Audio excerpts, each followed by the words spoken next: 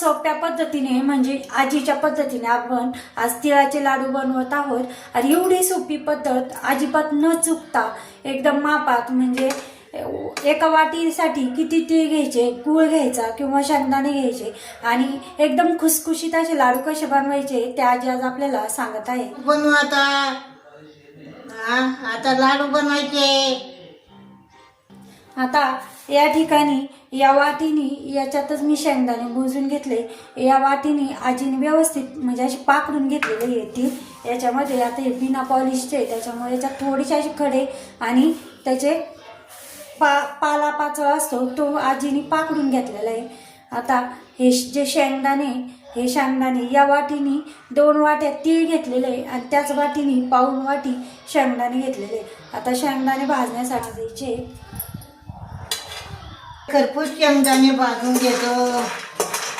लाडू नाही लाडू बनायचे ना, आता चांगले भाजून घेतो।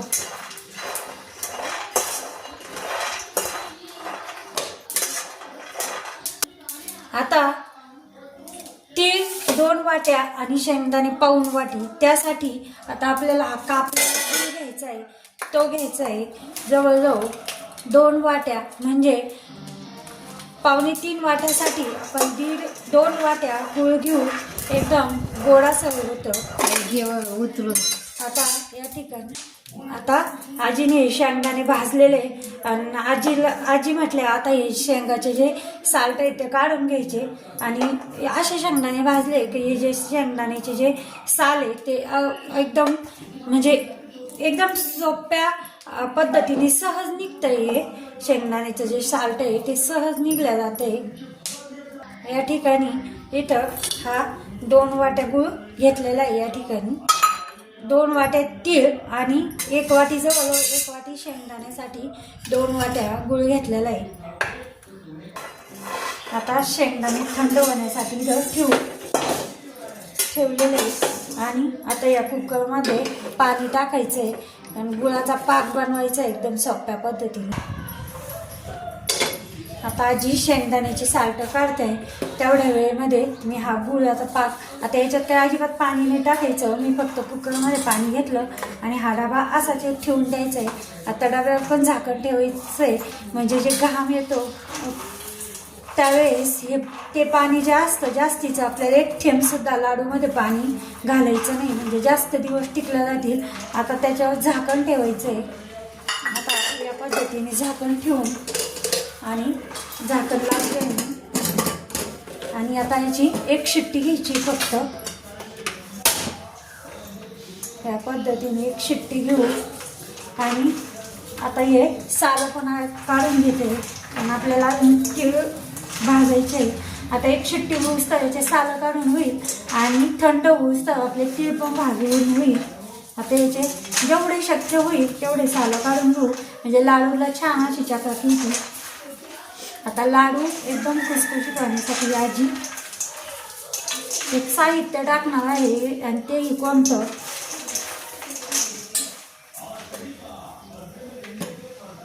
संक्रांतीसाठी लाडू करायचे। आता 2 देतो आली ना। आणि आज आपण उद्याच्या व्हिडिओमध्ये आजीच्या पद्धतीने आजी कशा भोगीची भाजी बनवायची ती भाजी बघू। भोगीची भाजी कशी बनवायची आजी तेही पाहू।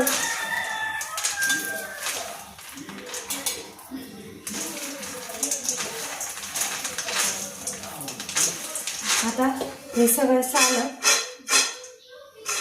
पुन्हा ताटात घेऊन असे पाकडून काढले की ते पटकन बाजूला उठून शेंगदाण्यातून एवढे शेंगदाणे। आता शेंगदाण्याचे सालं काढून झाले।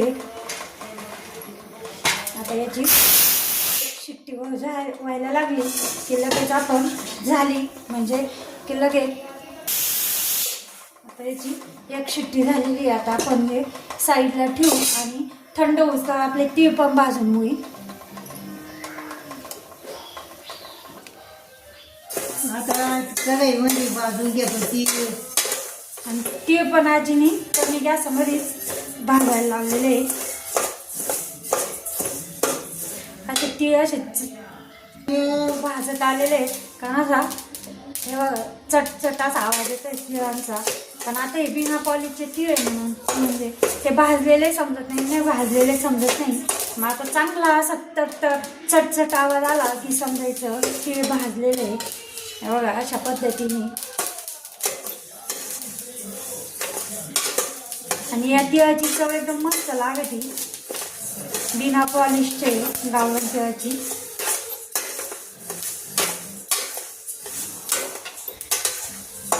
चांगला असा थोडासा चटपट आवाज वाजला की समजायचे आपले तीळ सगळे भाजलेले. म्हणून आता तीळ म्हणजे तीळही भाजलेले. पण अजून 1-2 मिनटं मी कमी गॅसमध्ये पुन्हा तीळ भाजते.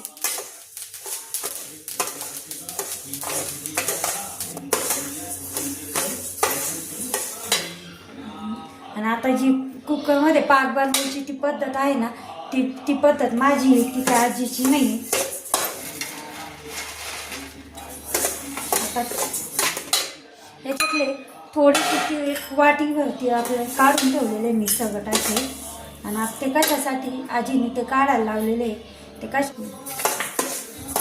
एवढे ते आजीने काढायला लावलेले बाजूला पूर्ण मिक्स केले.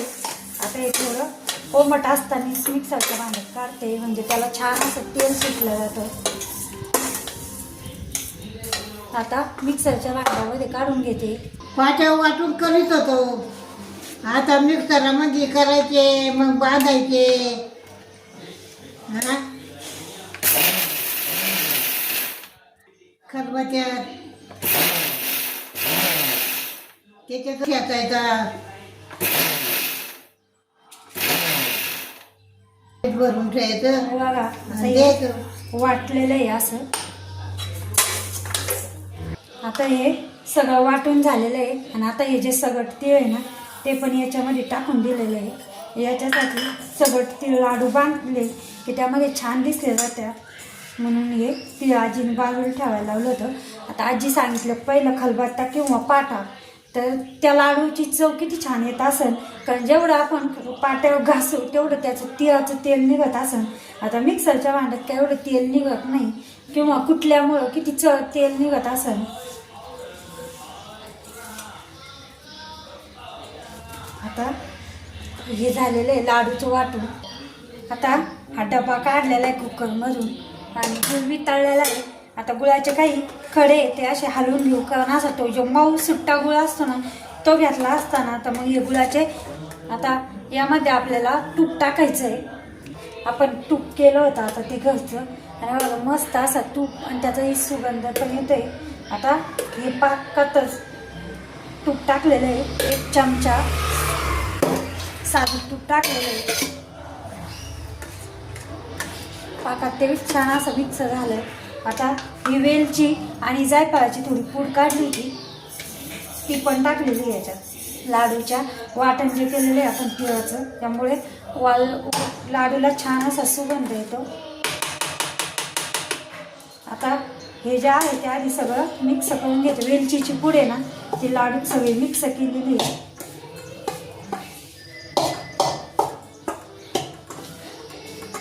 आता हा जो पाक आहे तो पण याच्यात टाकू आणि लगेच कारण पाक थंड झाला की घट्ट होतो म्हणून लगेच पटपट असं हलवलेलं आहे.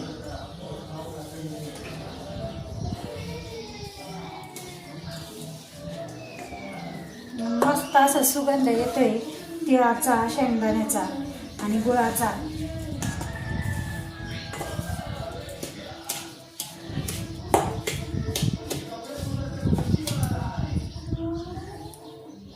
आणि पाक टाकताना थोडासा अंदाज घेत टाकायचा कारण लाडू जास्त गोड झाले तर त्यामध्ये लागत नाही. आता याचे लाडू पण होऊ शकते आणि बर्फी पण अशी लगेच थापली की होऊ शकते. पण आता आपल्याला फक्त लाडूच बनवायचे. थंड होऊन द्यायचं म्हणजे या पाक्यामध्ये सगळा छान असा मुरला जाईल म्हणून हे थंड होऊन द्यायचं थोडंसं. आणि लाडूही व्यवस्थित बांधल्या जातील आपले. बघा थंड व्हायला लागलं की ते आपाप सगळं हे जे लाडूचं मिश्रण आहे ते घट्ट झालेलं आहे. आता चिटकतं गुळ चिकट असल्यामुळे ना चिटकतं म्हणून थोडंसं हाताला तूप लावून घेते. आता मी एकटीच बांधते लाडू, कारण दोघींचे पण हात चिकट होतील म्हणून आता असं तूप लावून घेतलेलं आहे हाताला, म्हणजे जो लाडू आहे तो चिटकत नाही. आजीने तूप लावायला लावलं आणि हे बघा मस्त असा आपला हे लाडू वळले जात आहे आणि चकाकी एकदम मस्त अशी लाडू लागलेली आहे. इथे 2 कर. आजीने, कारण ते तिळाचे जे लाडू आहे आपल्याला आठवतं, म्हणजे एकदम छोटे छोटे लाडू असायचे. आता 2-2 हाताने आजी म्हणे मोठा होईल जास्त, म्हणून आजीने मग मला 2 लाडू बनवायला लावलेले. एका याचे 2 लाडू बनवायला लावले.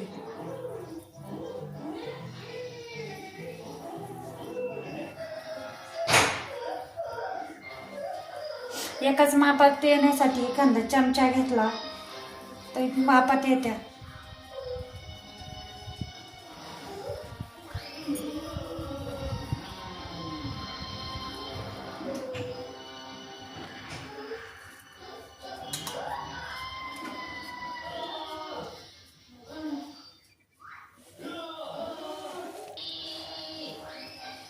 आता आजीला मी लाडू थोडेसे मोठे मोठे बांधते. आजीला काय पटाना, आजी म्हणते अजून छोटे छोटे.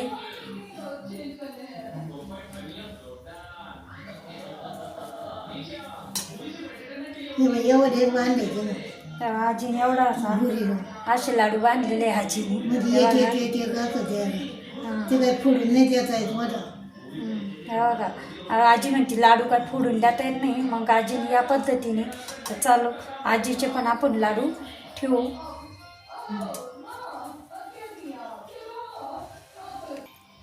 आता हा एक जो लाडू आहे तो आधी गणपती बाप्पांना देवासाठी ठेवू नैवेद्य म्हणून. आता 2 लाडूचा नैवेद्य देवाला दाखवला आहे. आता आपण पटपट हे लाडू वळून घेऊ. 2-2 हाताने लाडू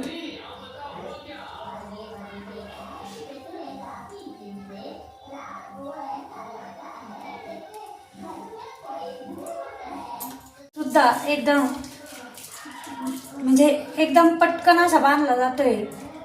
बघा हा जवळजवळ शेवटचाच लाडू आहे, पण काही मिनिटात हा लाडू सुद्धाही वळल्या जात आहे. हे बघा अशा पद्धतीने आपले हे लाडू झालेले. आता हा शेवटचा लाडू आहे. आता आजी लाडू खाते.